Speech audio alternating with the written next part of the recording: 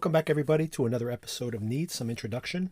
In today's episode, Iain and I will be discussing the January 11th issue of Billboard magazine, in which something historically pivotal at the time occurred. Nirvana's Nevermind usurped Michael Jackson's Dangerous from the top of the charts. And we'll be discussing what that does and does not mean historically. If you're listening to us on Spotify, there'll be a version of this episode with much more music, full tracks. So follow us there if you do subscribe to Spotify, or even if you're a free user of Spotify, you'll still hear snippets of all that music. Make sure you subscribe to us on any platform you use so you know when these episodes become available. And if you are interested in music like I am, make sure to check out our previous music episodes in which we discuss the careers of Chris Cornell on the anniversary of his death. 2 very long episodes where we talk about the peak creative output, the best years of Prince's illustrious career. Another tragic death, unfortunately. And also, this is a very pivotal year, 1991, that we'll be discussing today. But do check out Iain and my conversation regarding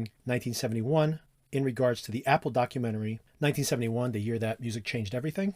A very interesting documentary. And of course, if you've been watching the Beatles Get Out documentary, another very long documentary, I would highly recommend you check out that documentary and our conversation and some of the music we played in those episodes as well. All available in this same feed. And intersecting with that 1971 conversation, Iain and I also previously had a conversation discussing the career of Harry Nilsson, whose career peaked pretty much in 1971. Nilsson Schmilsson being just one of the classic albums that came out that year. So all that is available, and we just recapped the finale of Dexter this week. I don't know how good it was because I am recording this before I watch it, but we will be publishing this on January 11th. And also, I have caught up on Yellow Jackets, a TV show that I recommended earlier that has become really, really interesting, has become quite the conversation piece on the internet. And Sona and I have both caught up on it. We will be discussing it in those episodes, and we will definitely be recapping the finale next week. So catch up on that and check out our long conversation about the season up until this point. All right, with that house cleaning out of the way, let's discuss this chart week, January 11th, 1991.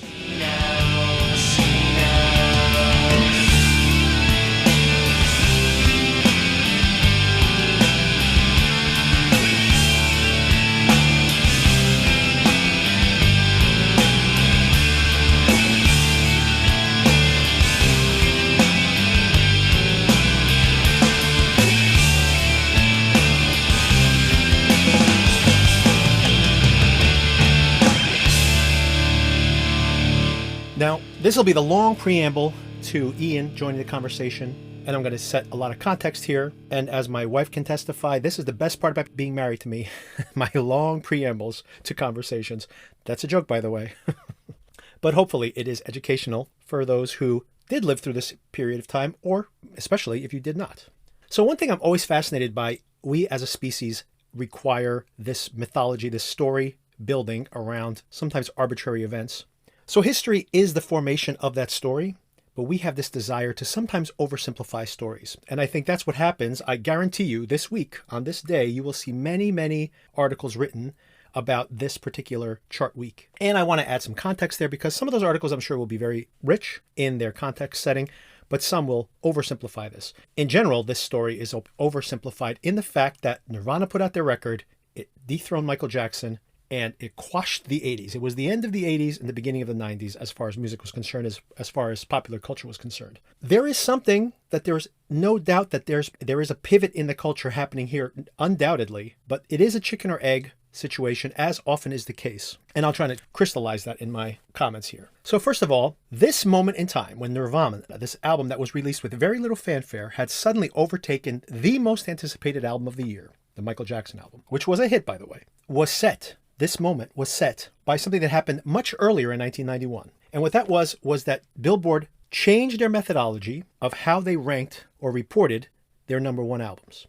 Previously, Billboard would contact record stores around the country and poll the owners. So the first thing is that this often represented like a gut feeling for what the owners were saying was actually selling. They knew what they had shipped, what they had received in shipments, but they didn't necessarily know it was actually selling on the shelves unless they had very advanced computer systems at the time, which most small record stores and even larger ones did not have at that time. And these interviews were done weekly. I won't even get into the whole situation where record labels would often pay these record owners to manipulate the statistics. They would overship. They would give them deep, deep discounts on some targeted areas to jack up their sales in those regions, knowing that Billboard would like multiply. They couldn't talk to every single record store, so they would multiply those by some kind of factor.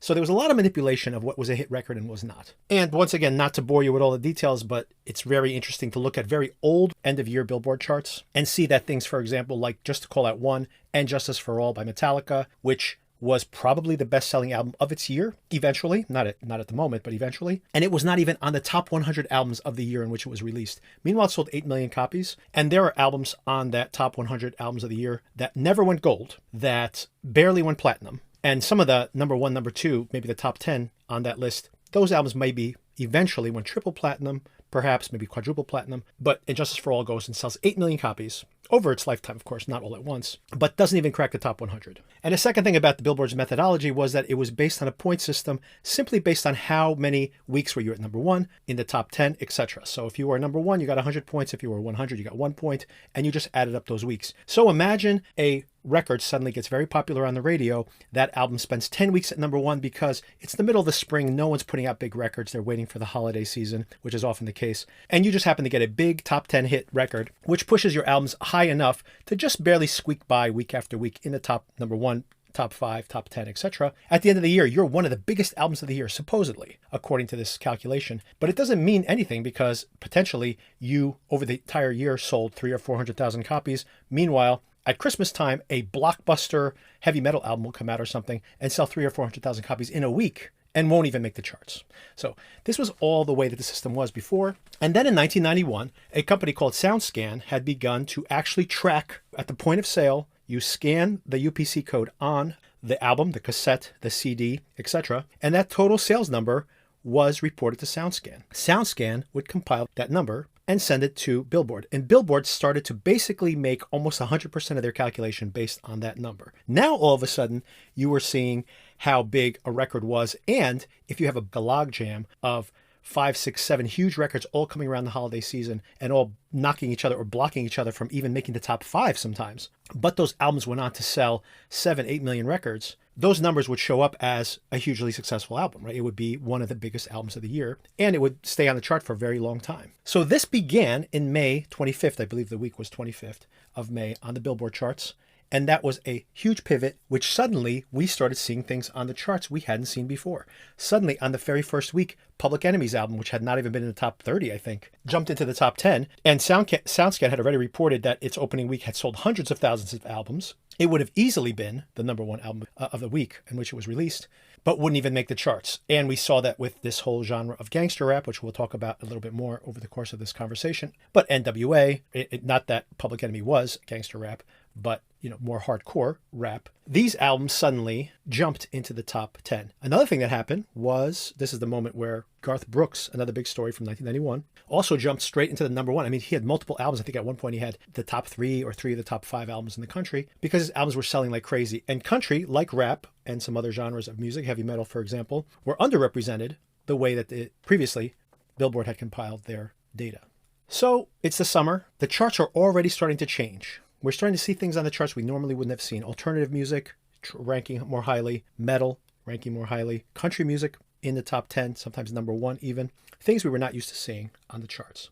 And this culminates at the end of 1991, where a lot of very interesting music comes out. And I think that's why this is a very interesting year, because it's not only the fact that this thing happened on the charts where we see these two very different expectations of albums knocking each other out for number one. There's also a lot of quality music here in this year to discuss. So the second cultural thing to discuss here, or trend we should describe, that was revealed by this SoundScan shift, but had always been the case, was that there was traditionally a situation where, for example, an album like a Michael Jackson album, or an album that supposedly appealed to younger audiences, would be released right before Christmas. And then what would happen would be that CDs would become like the stocking stuffer. It was the thing that grandma and grandpa got you when they were at the CVS. And I don't know if you grew up through this age, but it was incredible. You would walk into a CVS, you'd walk into a Walgreens, you'd walk into Best Buy, obviously, where there would be racks and racks of CDs everywhere. But these CDs would come out at deep discounts, which are still pretty expensive compared to what music costs now. You're talking about a $20 CD discounted to $10, but you adjust for inflation, we're talking about $20 for a CD. And now people buy singles for $1 or just stream stuff for free, practically for free when you consider the per track costs. But it was like the stocking stuffer du jour at the time. And of course, you'd grab whatever was there. If Michael Jackson's album got distributed to every single Walmart, every single Target, basically every single shop you walked into, even your convenience store sometimes, it would just be like, you grab that, you stick it in there on the way to the family's house, and you quickly got a easy gift for the cousin. Now that would make the sales look really, really good in the olden days. But what happened with SoundScan was suddenly people would return those CDs. Those returns would be subtracted from the following week's sales. So even though we're talking about January 11th on the charts, it actually represents the week after Christmas, because the Billboard chart weeks get published a couple of weeks after the actual sales transactions happen. Obviously, you spend a week calculating the sales, they get published, and then Billboard publishes their magazine with that sales data, which of course is already a week old by then. So importantly, that's the week we're talking about. We're talking about not the week of Christmas when people are receiving those stocking stuffers. It's the following week where the Michael Jackson record had subtracted huge numbers of returns of teenagers returning those unwanted records and trading them out for records that they did want. Namely, to name one, the Nirvana album, which of course skyrocketed the album up the charts and also simultaneously dinged the Michael Jackson album, right, to knock it down to number 2. By the way, this became such a prevalent trend that over and over again, this would be a pattern that would be repeated every single year on Christmas week or immediately after Christmas, literally the day after, so to be part of the next chart week. You would see a heavy metal band, a R&B artists, and oftentimes rap artists, which had maybe more difficult reputations as far as parents were concerned, would drop these albums at that moment because they knew they would cash in on these swaps and they would have a huge sales week the next week if they were the album to release. So that's the first point to make, that this thing that's happening on the charts, it didn't happen just this week. It was happening all over for a long period of time. And then when people say, oh, look at how the charts changed after this point, my point is that the charts were already changing. And this is just the moment reflecting in the methodology. Once again, chicken or egg, right? Billboard is changing their methodology because they no longer make sense to the music scene, but also they're just revealing something. And of course, once something becomes the story, then things start to change because people like that simple story. And an example of that was how alternative music basically became the most popular radio format over the next 6-7 years, for example, or so. And a lot of that was the tail wagging the dog, in the fact that people were seeing the charts and they're like, oh, this thing's happening, unaware that it had always been happening, but it doesn't matter because once it becomes a story, it creates its own trend. The second part of this mythology is that Nirvana basically cracked things open, that alternative music became the mainstream because of Nirvana. Now, don't get me wrong. The fact that they had achieved such success is undoubtedly essential to that shift. It made it marketable to change your format of your radio station to all alternative. But it's not like it hadn't already been occurring. Forgotten to a large extent is the fact that, for example, The Cure had multiple multi-platinum albums leading up to 1991, leading up to this moment.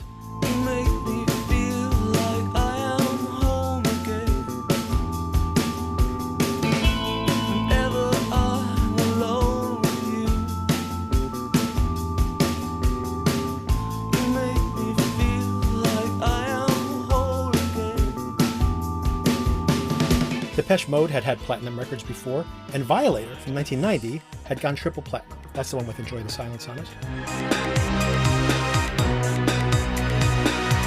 That's all there is. Nothing more than you can feel now. That's all there is. Their biggest record. And of course, before the Red Hot Chili Peppers, which were about to break out hugely in 1991 into 1992, came Jane's Addiction, which their album had also gotten double platinum.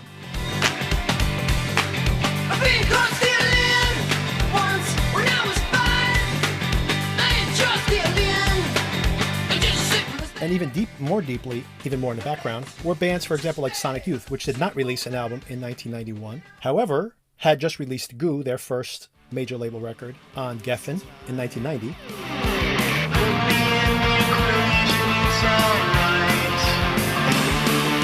See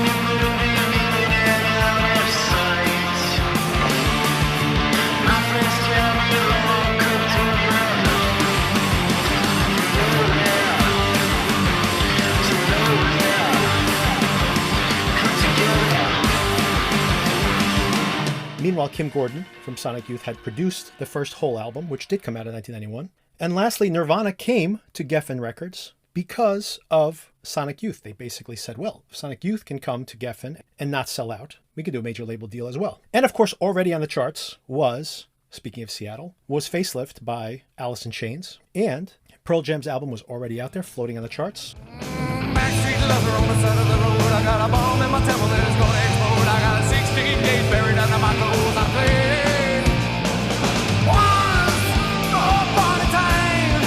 I could control myself. Once upon a time, I could lose myself. Temple of the Dog and Soundgarden's Bad Motorfinger was already on the charts. So Seattle was already well represented, had already had major label attention. So there was a lot of activity around alternative music and just around rock music in general. The biggest album to actually come out of this year, 1991, is not the Nirvana album. It's the Black Album. It's the highest selling Metallica album with Enter Sandman and other hits on it as well.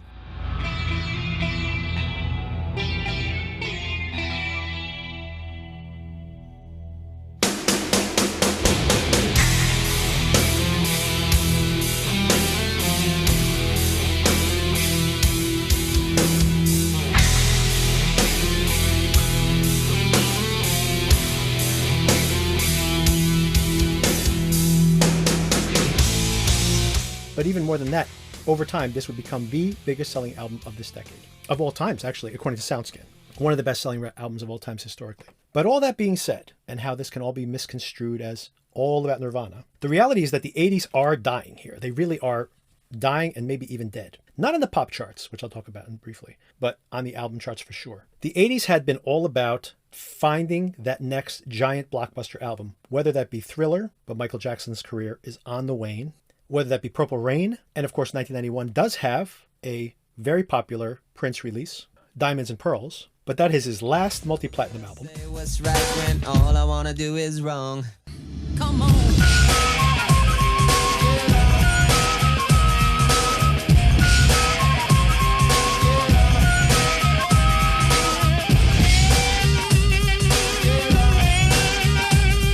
Bruce Springsteen's born in the USA, and he's about to release 2 albums just like Guns N' Roses, but his albums barely go platinum, a big drop off in his sales as well. And Madonna, of course, 1990 being her peak year, her greatest hits album, her most popular record at the time, but she's about to stumble badly, coming off of like a massive success and a string of top 10 hits with Erotica, which is considered a flop at the time, despite having numerous hits off of it. And she really struggles to find her footing until the mid-90s when she reinvents herself yet again. So these icons of the 80s are stumbling and fading. And even other things we've seen, for example, the whole pop rap had gotten more and more and more child-friendly until you end up with things like MC Hammer and Vanilla Ice, who both have albums out this year that way underperform. And then, of course, their careers are almost eradicated. Like they are unable to sell even gold records after. Just at the moment, this first phase of rap being pop is destroyed by the popularity of what was called gangster rap at the time.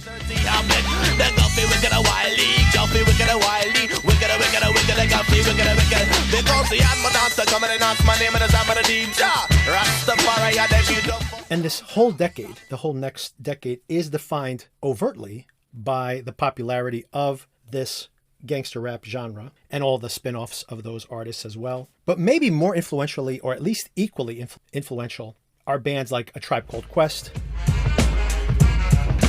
Back in the days on the boulevard I landed, we used to kick routines and the presence was fitting. It was PM Dawn, De La Soul, Cypress Hill, Public Enemy. To honor, or he's a goner by the time I get to Arizona.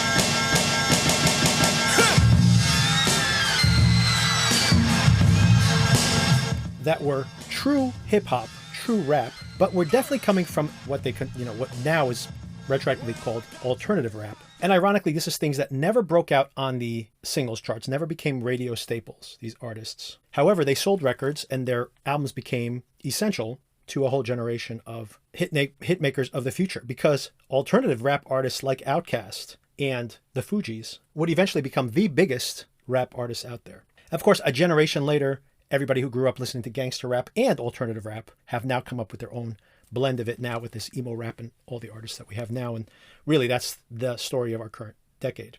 The 80s also are secretly the decade of metal becoming pop. Whether that is Van Halen sanding off all their rough edges and becoming as poppy as possible throughout the 80s. And you really see their popularity wane after this moment in time. And you could just go down the line. You have Metallica having this hugely successful year to a large extent. Guns N' Roses' Appetite for Destruction and Metallica's most two recent albums at this point basically killed all the popular metal, all the Poisons, and all of the lesser acts out there that aren't terrible, by the way, but like Skid Row and Cinderella and Winger and Poison and you name it. All of the, Motley Crue, don't want to keep them out of it considering how popular they were. And Def Leppard that had become whatever they were. They had become more pop than they were metal at that point. But ironically, Guns N' Roses and Metallica come out as kind of like a real pure, you got in the case of Guns N' Roses, something much more bluesy, and Metallica something much more aggressive. But they simultaneously eradicate the previous decade of metal. But they peak here. Metallica never sells as well as they do here. And of course, Guns N' Roses struggles to ever even put out another album at this point.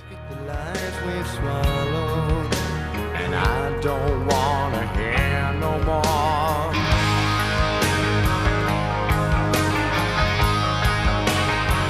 My hands are tied.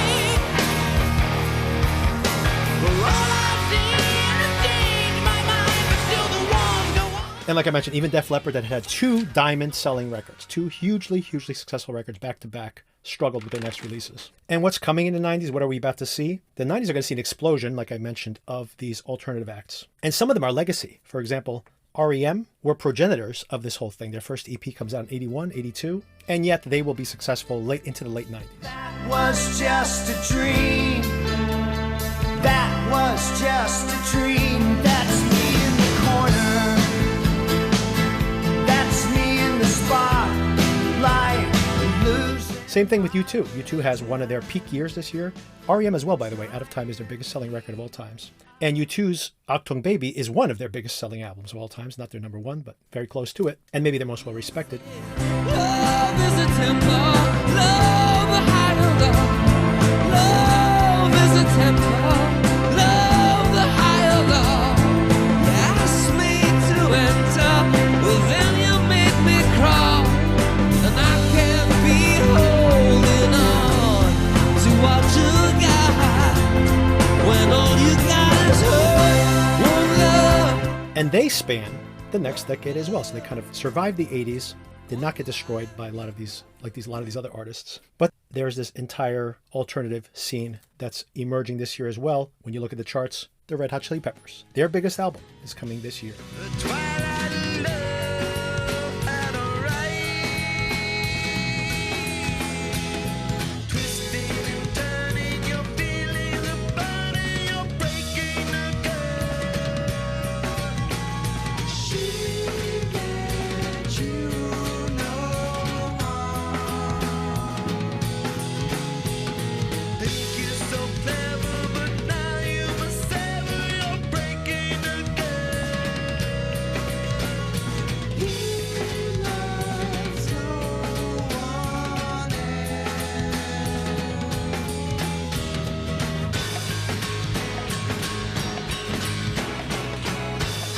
And they will have a decade of being like the preeminent arena rock band, them and U2, I would say. But the Smashing Pumpkins, their Gish album comes out this year, and that's just the first step in them becoming massively successful. Hole's album is here as well, and of course they'll become much bigger in the next few years.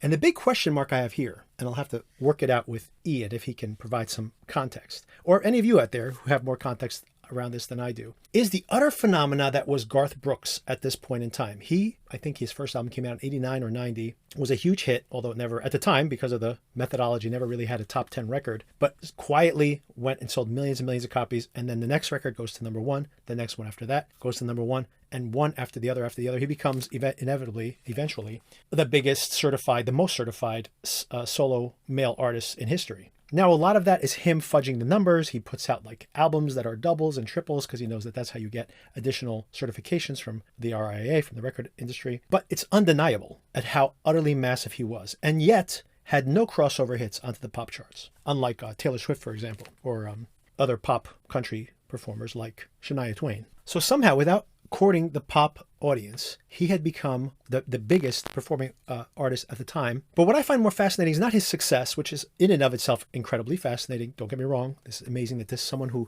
whose songs are probably staples to a relatively small percent of the American population, would somehow still sell so many albums. But the second thing I find fascinating is how could someone so utterly consequential from propping up the music industry of its time have, in my opinion, such a small legacy today? It's not only that country itself has faded as a sales force, even when you look at streaming, even if you look at album sales. I mean, the number one album last year was a country album, the double album by Morgan Wallen. But if anything, he has more of an R&B, he has a hip hop influence to his music, which I don't see as echoing back to Garth Brooks. And as a matter of fact, I don't see anybody in the country scene who echoes back to him. You look at the biggest artists in that genre now, they may echo back to even older legacy artists. They may be more pop driven or influenced by hip hop beats, for example. But they don't seem to, other than maybe they grew up listening to Garth Brooks, they don't really seem to have used his career as a template. So I don't understand how someone could be so huge, have left behind such relatively small cultural impact. Maybe something that Ian can add some context to. I am not disparaging Garth Brooks as an artist, by the way. Not my kind of music, but hey, anyone who has that kind of success, I tip my hat to you. Okay, so that's the context setting. 1991, alternative music is about to wipe out the artists of the 80s. Bryan Adams has the biggest song of the year, but his career is waning. Rod Stewart and all these kind of artists that became very middle of the road. Michael Bolton, another example of this. These kind of safe, middling, soft rock or jazz influenced performers were about to be wiped off the charts. But they won't disappear completely, right? You have a whole generation of the Michael Bublés and the Harry Connick Jr.'s of the world. So there's always an appetite for that type of artist. I'm just saying specifically those of the 80s got wiped out for a while, by the way, because some of those artists are still around now. They've come back around. So there's always nostalgia for something, whether it's good or bad. All right, with that out of the way, Ian and I will now be continuing this conversation in the context of playing actual tracks for you. And if you're listening on Spotify, as I mentioned before, you'll be able to hear the entire tracks. So I hope you enjoy the conversation. Follow us so you get updates when new episodes are available. And I can't wait to hear what songs he's bringing to the table. Enjoy.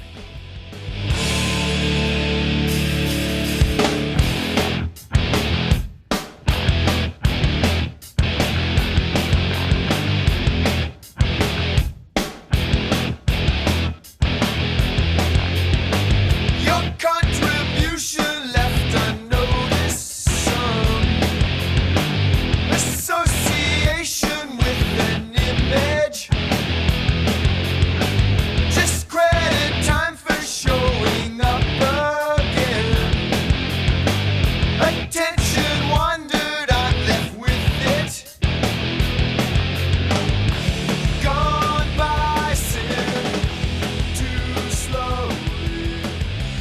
Can't pass it up. Here is something you can't understand. I could just kill a man. Here is something you can't understand. I could just kill a man. Here is something you can't understand. I could just kill a man. Here is something you can't understand. I could just kill a man. Here is something you can't understand. So let me ask you a quick question because, I mean, I had a particularly interesting experience. I was someone who whatever was getting played on the radio didn't really work for me. And then I started to get into classic rock and then I quickly evolved, within a couple of years, went quickly through classic rock. There was a group of people who were, listening to metal and I liked Metallica, but I didn't like metal in general. So I dipped my toes into a bunch of different things. And for example, if you were into alternative music, you were into The Cure and Depeche Mode. And I liked a couple of songs here and there, but I wasn't really loved those guys. And then what happened was that I was into, for example, Mudhoney's EPs, and I was listening to Sonic Youth, and I was listening to Dinosaur Jr.'s EPs, those early EPs, and I was into this really noisy stuff, and there was no home for it. The goth kids weren't listening to it, the metal kids weren't listening to it. It was too arty to be metal. It was too noisy to be what was passing for alternative music at the time. So it had no home, and I listened to this stuff, and I was into it, and this is my core genre. And then somehow somehow, all of a sudden, in 1990, 1991, it is the most popular thing on the planet Earth. And I'm like, how did that happen? How did this thing that nobody was into become so huge? So that's my experience of it. It's like such a bizarre moment to listen to these bands that are all underground and then they all become mainstream, but over the course of a year or so. And then of course, everybody like the Melvins are getting played on college radio because they're like, hey, they're from Seattle, we'll play anything, right? It's just a very strange moment in time. But for you were so much younger. That's my fundamental question. For me, it's like Nirvana was the icon, the symbol for this moment in time where this strange thing happened to me personally, felt like it happened to me personally. And then, of course, he dies, and that's tragic. And the first pop star I had kind of like associated myself to has now committed suicide. It was like really shocking to me at the time. But for you, you kind of missed that whole thing. You kind of came to it. I assume you weren't like listening to Nirvana when you're 8 years old. You probably came to it a little bit later on, right? So what was your experience of Nirvana or like this whole moment in time, like that whole shift? Yeah, I turned 8 in December of 91. I was always surrounded by music. My folks have like a gigantic record collection, just running the gamut. My mom particularly is a huge U2 fan, also big REM fan, Brian Ferry, Roxy Music. They were keeping current pretty much into the 90s. Tom Petty, obviously, another artist. I remember being played quite frequently, Paul Simon, things like that. And I was also at this time watching MTV more. I'd go to my grandmother's house during the days in the summer, and she was just like, go do whatever you want. My parents weren't particularly keen, I think, on me watching MTV too much. But over at my grandmother's, I was able to indulge in that a bit more. So I definitely do remember all these groups, Boys to Men, the Michael Jackson videos of the time were, massive media events. But at this point, I was still a couple years away from even purchasing my own music with like my allowance or whatever. Right. So it pretty much was like a MTV experience for me. So in that regard, I do have vivid memories of Nirvana and was into that. It's one of my favorite songs of theirs. In Bloom is on Nevermind, the 4th single, I believe. Yeah. And, again, that speaks to the power of the music video, because that was a really neat, it was like they looked like they were on the Ed Sullivan Show. Mm-hmm. Remember the Black Crowes video, remember the PM Dawn video, because that was just so trippy and kind of like wild. For me, like I'm like a tastemaker in the midst of this thing as it's happening. But for you, this is the pop music you grew up in, right? This is the water you were swimming in. Yeah, exactly. Up until then, I was always surrounded by music, but it was purely curated by my parents. Mm-hmm. One of the first things being taught was how to properly put a record on a turntable and right. Drop the needle without scratching it. Exactly. So something everybody's learning now all over again. Like we said, everything kind of cycles back. But yeah, you're right. To me, I couldn't perceive any change because it was what it was for me. I definitely wanted to start with Nirvana. There's so many songs that I really love on Nevermind. And if I had to pick my favorite song off of there, it's probably Drain You was my favorite track off of there. I really want to kind of draw attention to songs. So I'm like, man, nothing on that record, even the deep cuts are pretty well-known songs, right? Yeah. So I did want to go with something deep. I wanted to play Aneurysm, which is the B-side of Smells Like Teen Spirit. And just as annoying as this sounds, there used to be, it's just my personal bio here, that at the diner where we would go eat on the weekends, there was a little jukebox on our table, and I would always play Aneurysm, the B-side to Smells Like Teen Spirit, and I'd play it really loud, and I can imagine all those old people at the diner were very annoyed with us, but of course, at the time, we didn't care. Hey, they put a jukebox on my table, I'm going to play it. Yeah. But here it is. This is the abrasive noise that people in Jersey had to hear at the diner when they were trying to have breakfast with their families because of me. Nice.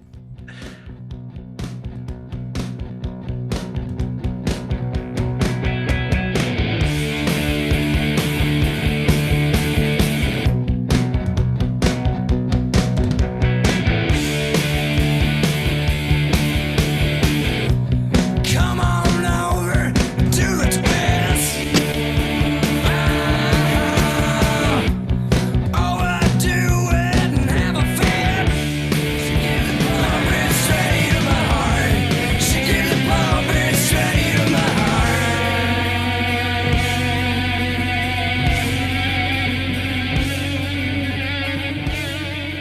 Yeah, I love that track. Right there, it's the first line, "Come on over and do the twist." Kurt Cobain really was a pop fan at heart. And, from the Beatles, but I could also, he probably listened to enough of that Chubby Checker song growing up too, that was something that, left a mark on him as well. So raw and powerful, amazing group. I think one thing that's kind of glossed over a bit are the politics of the group, or more specifically, I guess, Kurt, is kind of sublimated by the music. A lot of the anguish and stuff that he sings about is, not only personal, but it's also reacting to the oppressive majority, whether it's the jocks that, date rape women and beat up nerds or whomever. So yeah, they're great. Maybe that is something that was the politics of the time, and they embraced it fully because they were of that generation. I mean, he was still pretty young when he started playing. He was like 18, I think, when he joined his first band. He got really annoyed when, that whole story about that girl who got raped while they were singing Nirvana. And he was like, so counter to his whole philosophy. Or when, he's not the first person to do this, but where he did the Vanity Fair cover with a dress on or something.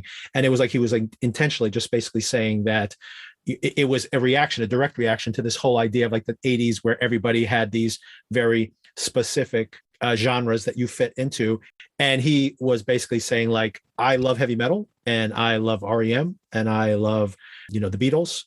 I know. And if you're a jock or a bully, screw you. And I don't want you to buy my music. And I think that was very indicative of the time. And that kind of was, their personal philosophy as well, that genres breaking down is what allows them to be popular, but it's actually their own personal, in other words, they walk the walk, is my point. Yeah. It was really interesting. Nirvana being kind of the the spearhead of grunge in a lot of ways. Another group from that same Seattle scene, Soundgarden, was also really kind of starting to come into their own and make noise. Their record Bad Motorfinger, my favorite of their albums. Yeah, I believe that's their second studio record. Might have been their third, his second major label, I think.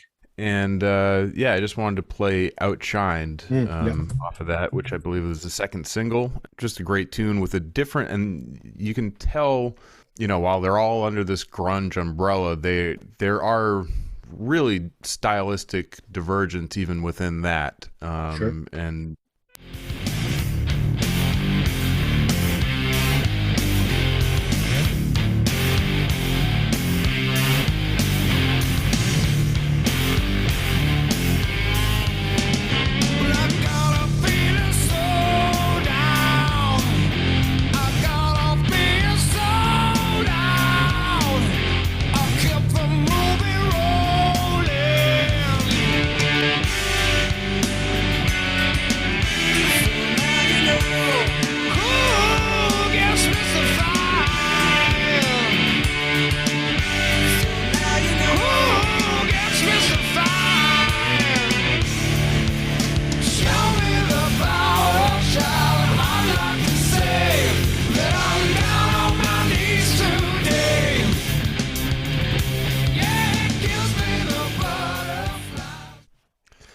Soundgarden are almost like the Led Zeppelin of grunge in a way. Yeah, they're very metal. Yeah, I think they're more of a metal band than, but they got lapped in with that. Yeah. And then maybe the origin of, well, maybe not. I was going to say they're kind of the origin of that alternative metal scene, but I was actually thinking that Faith No More and them both are kind of very important to that beginning of that genre. Yeah, and what's also interesting, I think, with Soundgarden, to me, you can hear, in kind of contrast with Nirvana, they have the little vocal harmony section in that part. Mm-hmm. The structure is much more classical, but they also do these weird time signatures and kind of interesting choices arrangement wise.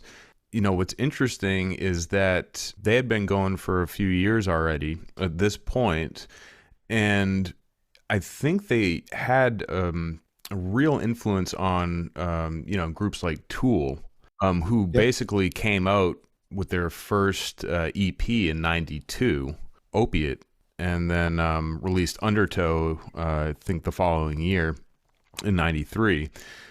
But yeah, they're kind of more classic sounding than Nirvana and some of the other grunge acts, but just another great dynamic band. And unfortunately, another frontman who Another tragic death. Yeah. died way too soon. Yeah, and just as a self-promotion here, there is a whole episode I did on Chris Cornell on his anniversary. So if anybody wants to track that down, kind of go into a large chunk, maybe 80% of that episode is all Soundgarden, because obviously that was the most important part of his career, but goes into that in more detail. And I agree. I think what's interesting about Soundgarden, as someone who appreciated them at the time, and this is my favorite Soundgarden album, by the way, not their most popular, but my favorite, Bad Motorfinger.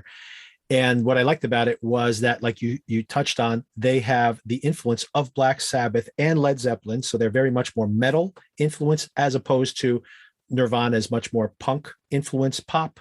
They're going back to classic rock, like the Beatles, classic rock, and punk rock, as far as like the abrasiveness of their sound.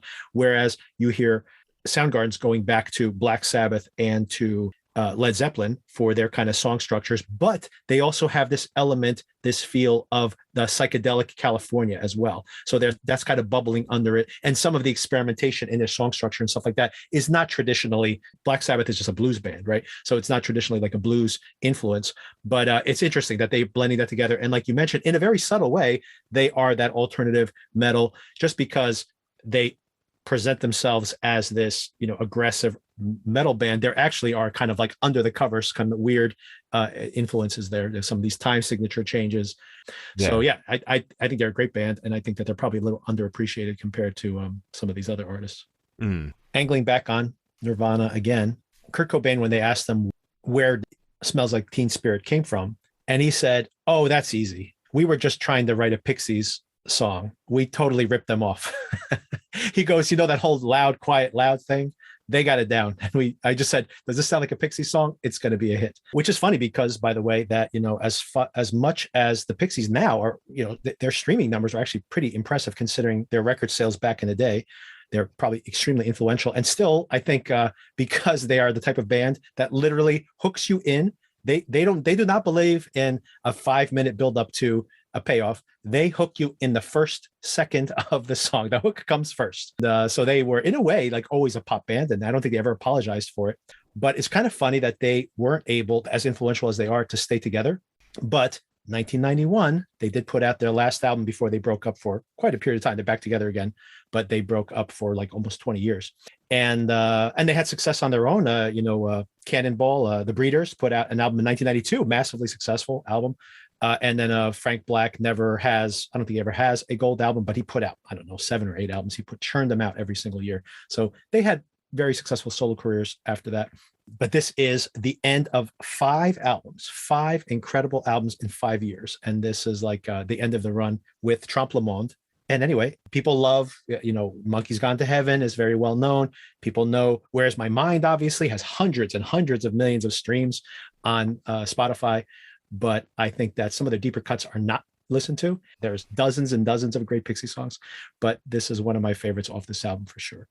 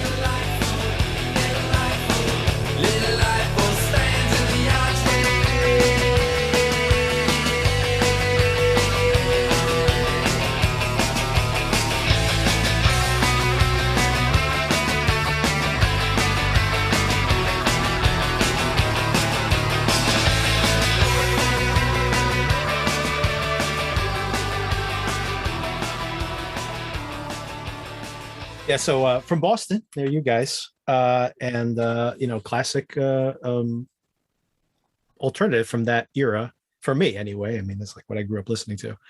And I just love that song. I love the energy of it. Just like come in, like, guns blazing immediately, like, you know. And they always played so hard. They always like a great live act. Even now, great live act. I saw them when they got back together, and I think they played 60 songs in like 2.5 hours. Like all their songs are like 3 minutes long, so it's astounding, like the amount of music they play, and it's super fast. It's just so high energy, and I just love it. They just put everything in there. They're like, you know, they're pop, they're noisier than Sonic Youth at times. They're screaming, they're singing pretty choruses, they're throwing keyboards in there, they're doing surf guitar. It's all over the place, and it all sounds great. Doesn't matter. Yeah, and the lyrical subject matter is usually kind of twisted, inconsequential, right? Yeah, twisted, and but it like not to me inconsequential, because you're absolutely right. Like, you know, whether it's debaser or something where you're talking about, you know, like debasing people, like literally, like a sadomasochistic person. But like, you know, it's for me, it's like the words are just like instrumentation, like it's like just washes over you. You know, it's like more about the vibe of the thing than there's anything else. Exactly, and that's like the genius of them. And a lot of groups in that same kind of mold. Yeah. And Nirvana, I think, is with this too, although it's usually a little bit more apparent that, you know, this is a painful thing, right? In a Nirvana tune, the lyrics aren't the main focal point. It's right. Really about building the entire sound. And yeah, the Pixies, like you said, at their heart are really a pop band. Right. That's definitely one of the groups I remember being in fairly heavy rotation on a station like WBRU. Especially up in Boston, I can only imagine. Yeah, I mean, you know, it's right there. So, yeah, they're great. So my next hit, and we touched on this, very atmospheric. Yep. And the main sample is from the New Romantics. Oh yeah, of course. Subgenre Spandau Ballet song, and actually they were like fully on board with being sampled, and I believe the original singers in the PM Dawn video, so they're like all about it, you know, which is kind of cool. And it's really almost hippie nonsense, but that and the visual when I was 8 years old, and the groove is just very relaxing. It just takes you to a nice place.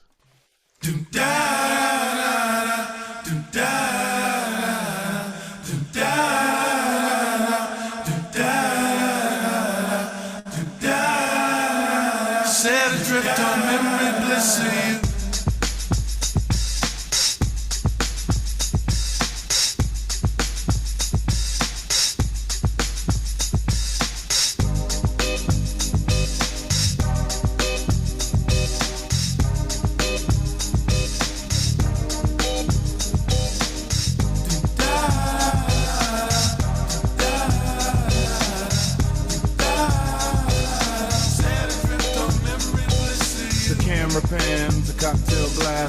Behind the blinds of plastic plants, you find a lady with a fat diamond ring, and then you know I can't remember a damn thing. I think it's one of those deja vu things, or a dream that's trying to tell me something. But will I ever stop thinking about it? I don't know. I'm probably gonna say I look lovely, but you probably don't think nothing of me. She was right though, I can't lie. It's just one of those corners of my mind, and I just put her right back with the rest. That's the way it goes, I guess. Baby, you send me. Baby, you send me. Set adrift on memory bliss of you. But that is, I think that they are very influential and largely forgotten, despite having a couple of really huge hit songs. But it's like so blending these different genres together, which at the time, you know, the gangster rappers called them soft and made fun of them and everything. But of course, it's completely normal to like sample Beach House or whatever in your, your rap music now. Yeah. And so this is kind of breaking the mold at the time. And also that whole, like, you know, just the psychedelia of it and stuff like that, which, you know, hadn't been tried before. So yeah, I think that they're underappreciated. Yeah. And not only, it wasn't just like gangster rap. I think KRS-One. Yeah, that's true. Too. Yeah. I don't know. Interesting group at that first album, which this comes from, and then their follow up I think was really good. And then they may have put out one more, but it rose and fell quickly. There's a very small window commercially for that particular strain of hip hop that wasn't aggressive, basically. I'd say that's across the board, right? Until these kind of pop rappers now, I mean, you can be pop and it's not detrimental to you. Like, Drake and these other guys can, have hugely successful careers, but you're absolutely correct. There were these kind of folks that came in that weren't like grabbing headlines for getting arrested at airports and things. And that was it. Like, like you had this moment where they would have this one or two records of popularity. And then like, whether it's Arrested Development or a lot of these hip hop acts at this time that were trying to kind of blend genres, they really couldn't sustain a career. Yeah. That's why Outkast is so important in the evolution of hip hop. And I think they absorbed a lot of these influences from other geographic hip hop areas. Right. But it was also synthesized stuff from like leaders of the new school. Yep. X-Clan, West Coast stuff, the Far Side, like all that. And I think it's no coincidence that evolution from the East Coast West Coast divide really was like, then there's Outkast in Atlanta, and then that grew and grew, and now Atlanta kind of based hip hop is that's the pervading style, right, in a lot of ways, and took stuff from groups that were, Tribe Called Quest, PM Dawn, I think, even like Arrested Development. So my next song is going to be kind of touching on a bunch of different things. This was an era where the soundtracks were like big deals, even for films that weren't that popular. Like Wim Wenders had made a film, always partnered with U2 on his soundtracks, by the way, and on one of the screenplays of one of his movies that were not very good, by the way. One of the films that came out in this year, or film that came out in 1991, was Wim Wenders, the German director, and it was called Until the End of the World. And there was a soundtrack that went along with it. This soundtrack is not available anywhere. You can't find it. You can't buy it on Amazon. You can't stream it. You can kind of cobble together the soundtrack from multi sources. One of them was Until the End of the World, the song on the Octung Baby album, which is also the name of this. So that's one of the songs that's on there. But Elvis Costello has an excellent song on there. There is a Talking Heads song that's only available on there. You can't find it. Like if you search for it, you can't stream it anywhere. And Nick Cave has a great song on there. And Nick Cave's former bandmates, I forget the name of the band, but they branched off into a separate band. Birthday Party, I think. No, Birthday Party's before. And then he was in the Birthday Party. And then they were the Bad Seeds. And then he left the Bad Seeds and went solo. And the Bad Seeds, most of those guys became another band, which I can't remember the name of them, but they also have a great song on that soundtrack. Can't find it anywhere, although you can find it on YouTube. You can find like bootlegs on YouTube and stuff, but can't find it on Spotify. The track I want to talk about off this album is the Nena Cherry track called Move With Me. And Nena Cherry, unfortunately, so talented, and I'm gonna just excerpt here for a moment. Her first really giant hit song, her first album was a huge hit, and the huge hit song Buffalo Stance. Who's looking good today? Who's looking good in every way? No stop, kid. You better watch, don't mess with me. No money man could win my love. It's sweetness that I'm thinking of. And unfortunately, despite the massive success of that first record and even Grammy Awards and everything else, her career really fizzled out. She still puts out music, by the way. She just put out an album a couple of years ago, but she never really achieved that kind of huge popular success. And then she had kids and raised them, and her focus was somewhere else. But now she's trying to put music out again. But the song I want to play is Move With Me from her second album. The album is called Homebrew. And this song was on that soundtrack, like I said, came out in December 1991, but doesn't turn up on her album until 1992, which is available to stream on Spotify. And I do recommend you guys stream this song. And it's called Move With Me. And talk about blending genres here. Tell me, how does this sound like the sound of 1991 when you hear this production here?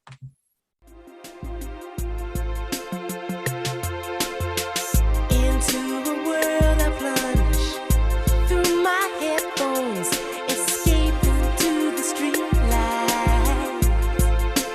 I begin to believe in destiny.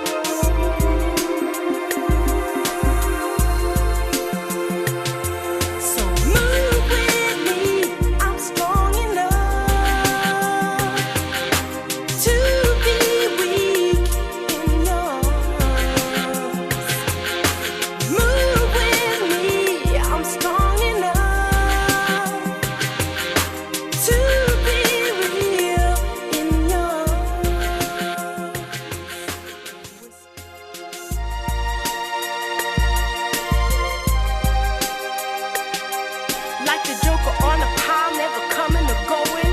The color of my true cards was showing. Keeping in touch with an idea that I've been growing. Trust, I must trust with my head on my chest. I rest with the rest of the restless. The restless, the restless, the restless. Move with me, I'm strong enough to be weak in love. Move with me, I'm strong enough to be real in yours. Walking with the people, yes, we're moving like a sea. And the music in my headphone puts a rhythm to the breeze. It got me plunging into life, and I see it like a picture. Motions as we move gives me a clearer description than the words I string together when I'm looking for expression. Or words I read for wisdom as I'm searching for some answers. Automatic reflex of natural detects. The tide has come to where a pattern was set. Move with me, I'm washing through the hole, so this is what I felt. I plunged into myself, now I'm the story that I tell. For another grain of sand that will nurture in our shell, in our allotted place between heaven and hell.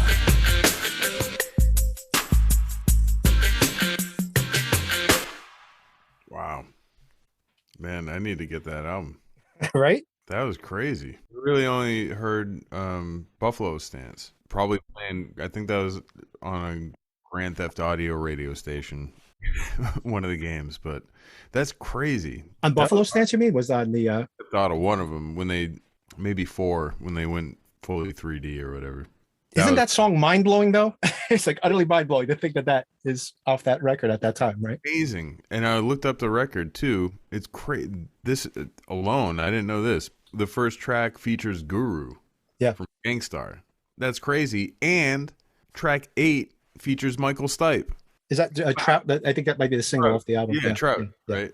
Yeah, that was a single. Actually, that was like, that was it cracked the top 40. It was like one of those things, she was coming off a big hit, so it got some airplay. And it's a good song. I like Trout, but I don't like it as much as this song. This song knocks me out because even at the time, I remember when I had that soundtrack, I'm like, holy cow, like, she just took it to another level there. But then listening to it now, you're like, this is like the sound of the future. This is Massive Attack and Tricky before Massive Attack and Tricky, right? I was just going to say, right? So one song that I mistakenly, you caught me on this and thank you for saving me, but this was 91. Yeah. That Justify My Love song by Madonna. Oh, right. Yeah. Again, which is a great song, by the way. Also a great song. But also just like a beat. Yeah. I think this song is better. That's definitely better because what I always would say about Madonna, we should just have a whole Madonna episode, is that she's really good at following a trend and working with good producers, but she doesn't have she's not a great vocalist. She's not a great lyricist. And like, what's so amazing about this song, I think you're going to touch on it, is that, you're hearing not only this very clever production and this kind of minimalism. I mean, this is what Lauryn Hill is so exceptional at, 10 years later, right? Is the rapping and the amazing vocals also, right? No, that was a great track. I need to listen to it a few more times before I can say anything else about it. Really a great song. And maybe like this whole exercise, like rediscovering that song was like my greatest pleasure, I would say. And I like, but everybody go out and listen to Nina Cherry. That's what I got to say. Yeah, I'm down. That's on my to-do list.